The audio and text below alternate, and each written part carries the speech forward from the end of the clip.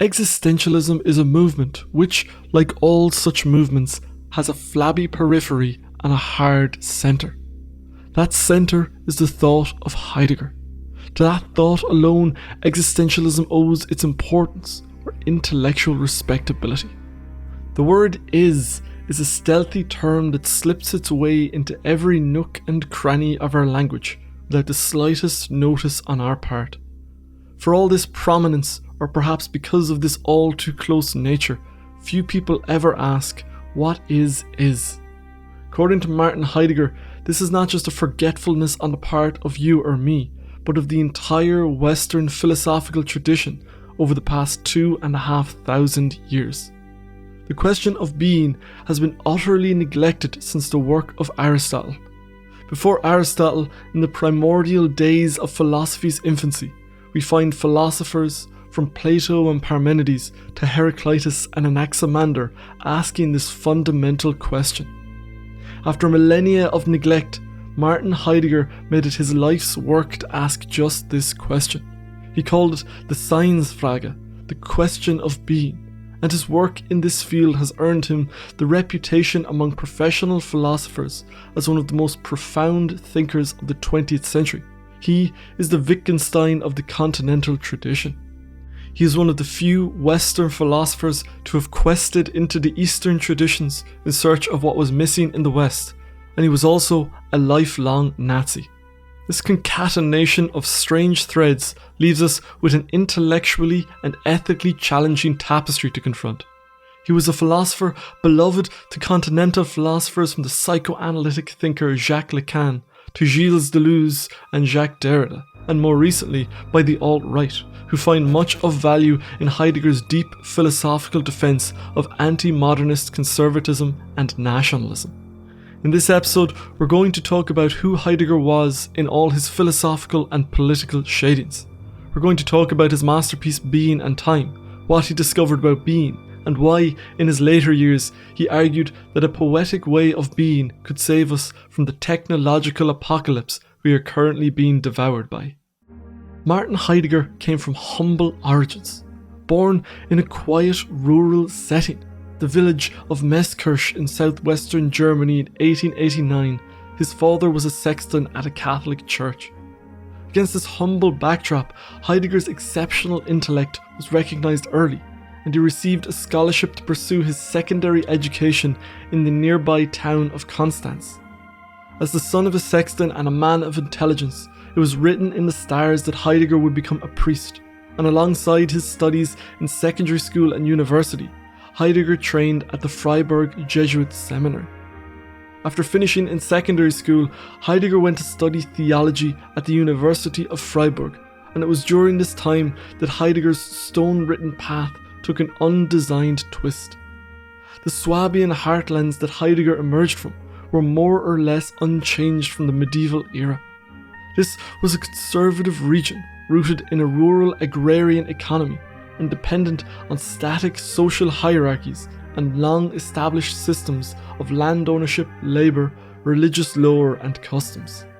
Freiburg, in contrast, while still a provincial town, was part of a greater world, the world of modernity. There were major cities, time-compressing transport and telecommunications, industrialisation and mechanisation. It might as well have been a different planet to Heidegger's Meßkirch. 2 years into his theological studies, Heidegger abandoned his training for the priesthood and turned his university studies firstly to mathematics and then to philosophy. In this meandering path from theology to philosophy, the young Swabian was led onwards by his perennial problem, the Seinsfrage. Heidegger's studies continued until 1915, when he finished his thesis on the 14th century scholastic philosopher John Duns Scotus. This second half of the 20th century's second decade was marked by a number of critical events in Heidegger's life. For a start, the First World War was in full swing, and Heidegger served on the front on 3 occasions between 1914 and 1915 for a total of 10 weeks. This service was interrupted by poor health. He later served for another 10 months against the Americans on the Western Front until the war ended in November 1918. It was also during this period, while Heidegger was just beginning to teach Catholic philosophy, that he had a crisis of faith. He met the Lutheran Elfriede Petri in the summer of 1916, and they were married in 1917. In January 1919, he renounced Catholicism. And finally, there was the arrival to Freiburg in 1916 of Edmund Husserl, the founder of phenomenology, who was already a major influence on Heidegger's thought.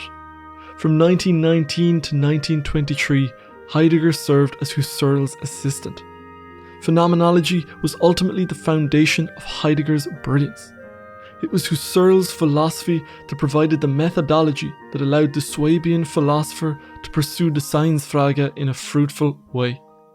In 1923, Heidegger was offered a post as full lecturer in the University of Marburg, which he accepted, and it was in this time that his own phenomenological study was free to evolve separate from Husserl's influence.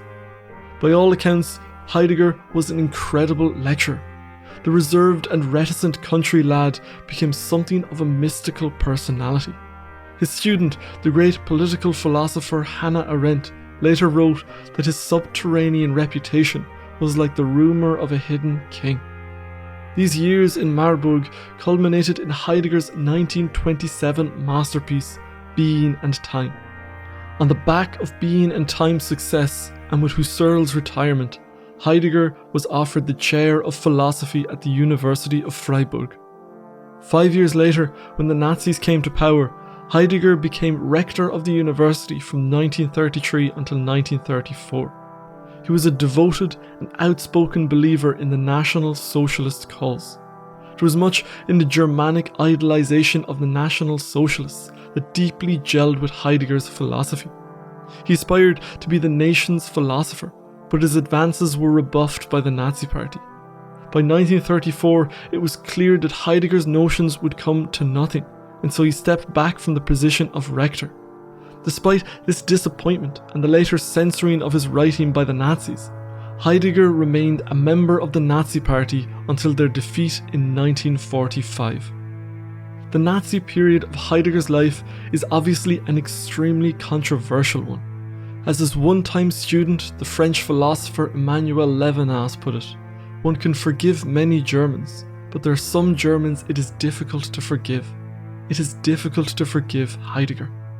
Heidegger's defense at the denazification trials after the war was to call it a pragmatic alliance, but there was an unsettling trend of anti-Semitism and of nationalism that could not be so easily dismissed. His former student and lover, the Jewish philosopher Hannah Arendt, who met Heidegger in private after the war and publicly announced that she forgave him, later said, "Heidegger lies notoriously, always and everywhere, and whenever he can." The extent of his affiliation with the Nazis and the significance of this for his philosophy as a whole has been a matter of intense debate in the decades since the Second World War. The later philosophy of Heidegger took what scholars have called the turn, moving from the practical engagement in the world that we see in Being and Time towards an increasingly mystical detachment. Reason is demonized as the most stiff-necked adversary of thought. When asked in a 1966 interview with Der Spiegel for some practical philosophical advice for a troubled age, Heidegger responded that only a God can save us. After an enforced exile from the university on account of his association with the Nazi Party, Heidegger returned to teaching full-time at Freiburg from 1951 to 1958 and continued to give occasional lectures as late as 1967. The majority of this later period of his life was spent at his beloved log cabin in the Black Forest, a key component of the Heidegger mythology. It's the landscape out of which Heidegger's philosophy evolved from its construction in 1922 right up until his death, which came in 1976 at the age of 86.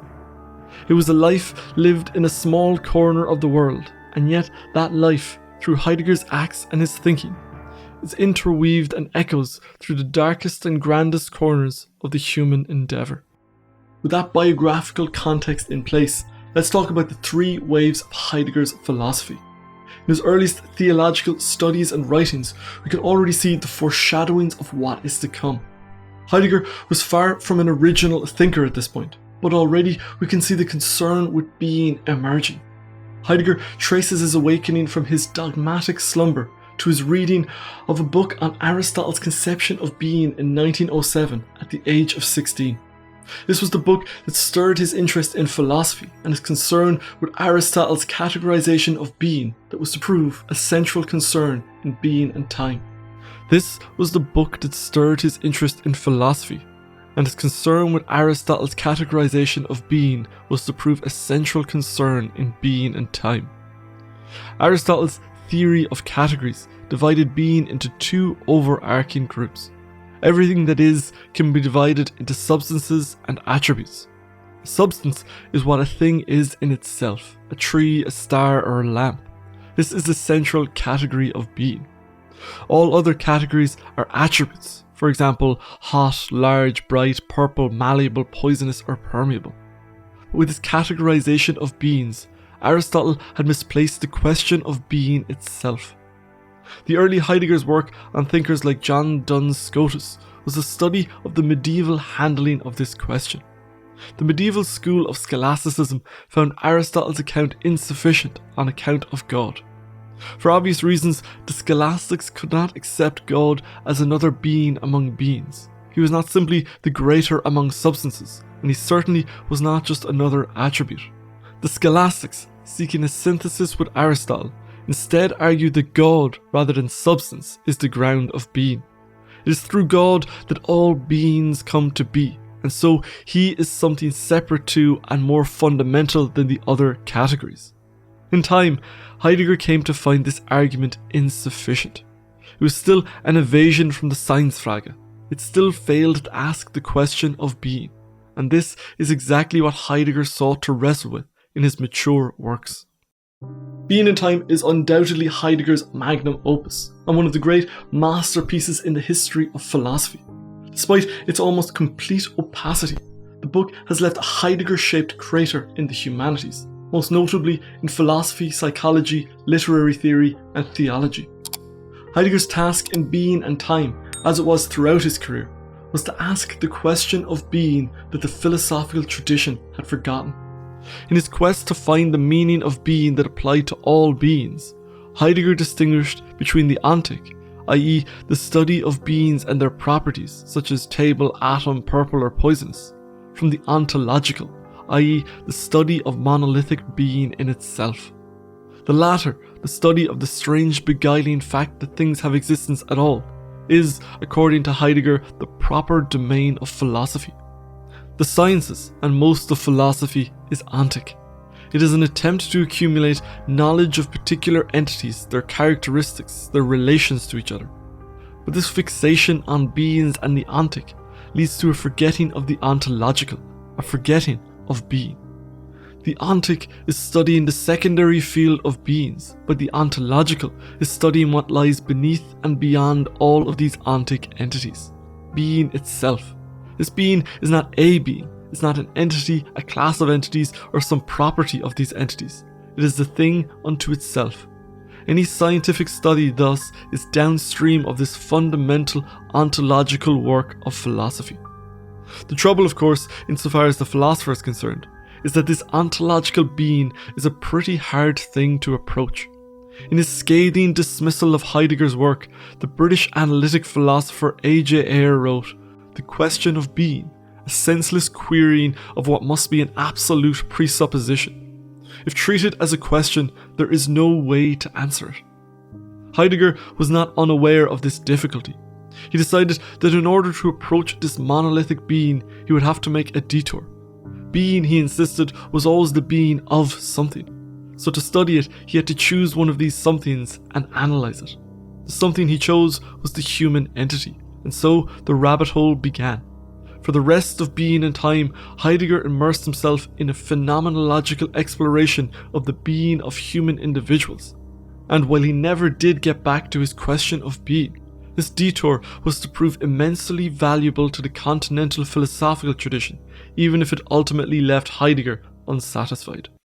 If the 176,000 words of being and time could be reduced to a single term, it would be Dasein.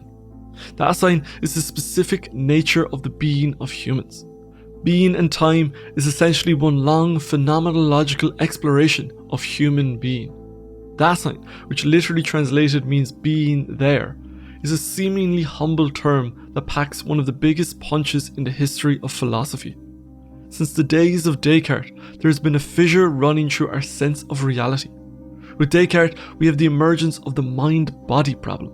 For him, mind and body are two completely different things.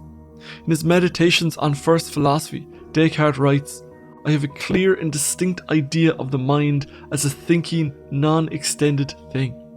I have a clear and distinct idea of body as an extended, non-thinking thing.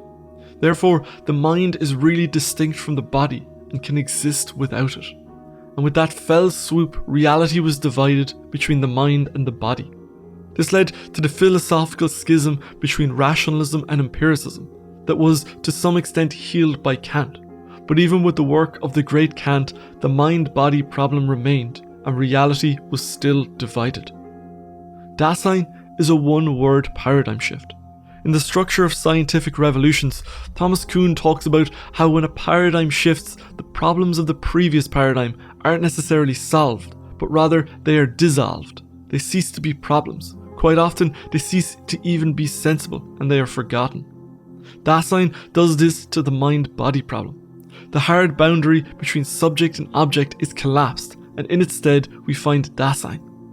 Heidegger tells us that philosophers have been confused by objects, seeing them as he puts it, present at hand, whereas they are in fact more readily experienced as ready at hand. Our experience of other entities is not the detached contemplation of Descartes in his stoveroom inventing analytic geometry. In 1913, Heidegger's teacher Husserl noted this distinction in his studies of consciousness.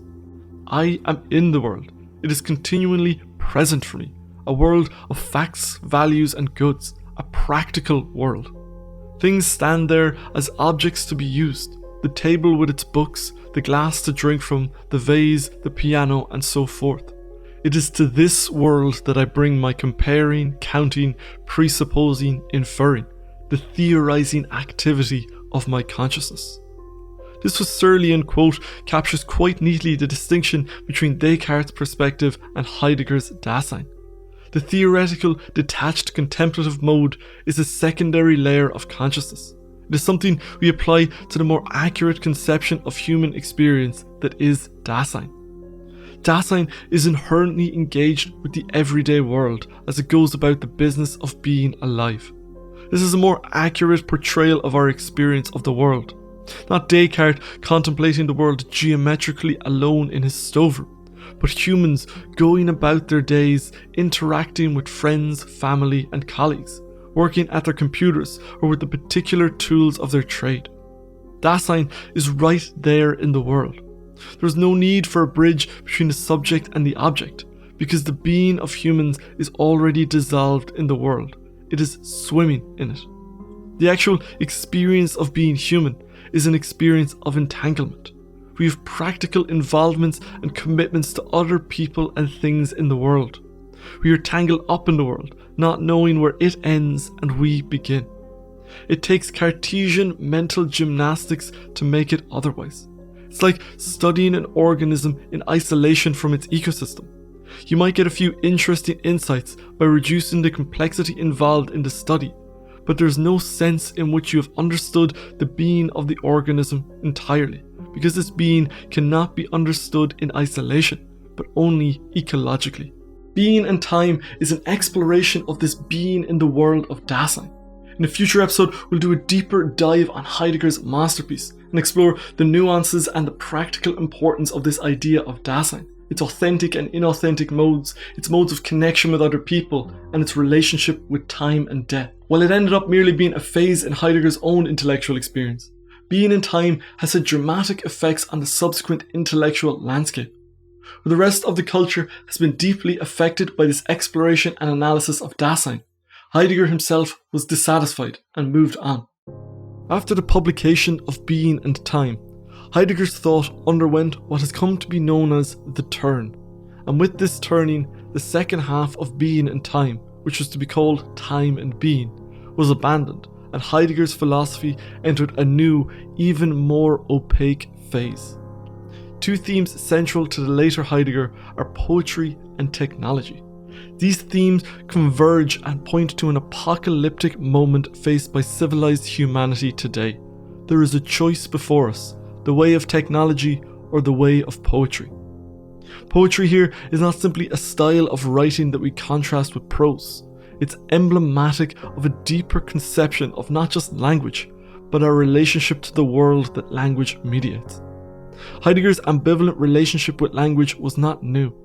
Being and Time is famous for the number of new words that Heidegger coins.